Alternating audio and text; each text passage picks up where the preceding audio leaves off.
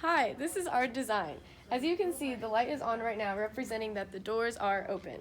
When both of the switches are pushed in, this means that the door is closed, turning the light off. If only one of them is pushed in, this means that one of them is still open, causing the light to turn on. As you see on this part, we draw as a picture, and you can see we put our batteries at the center of the circuit and add a resistor next to the battery to limit the flow of current. Therefore, our design lets light bulb turns on while both or one of the doors are open, and it only turns off when both doors are closed. So, these are both doors are closed. One of these open, both are open.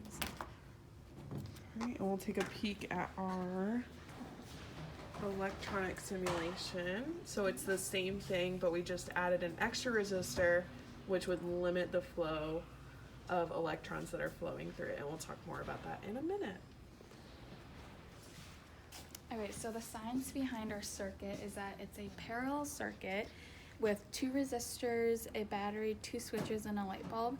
In a parallel circuit, as you can see on the simulation, the currents are able to flow through the battery and the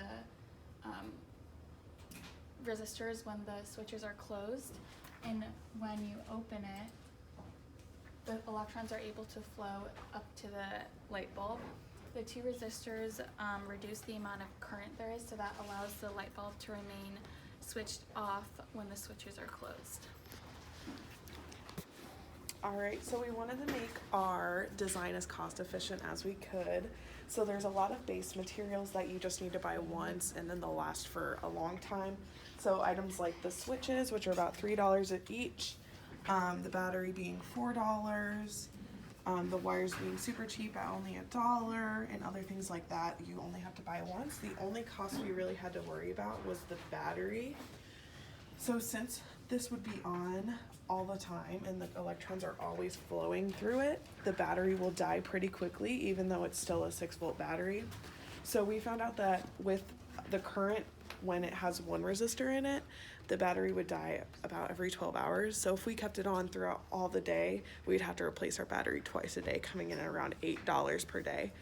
But we thought about, we can shut off or disconnect our circuit when we leave or during after school hours, so then we would reduce our time that our battery would have to be used. And we also thought about adding a second resistor that would again limit the flow of electrons through this circuit even further, so our battery would last twice as long, again reducing our cost in half again that way. Thank you.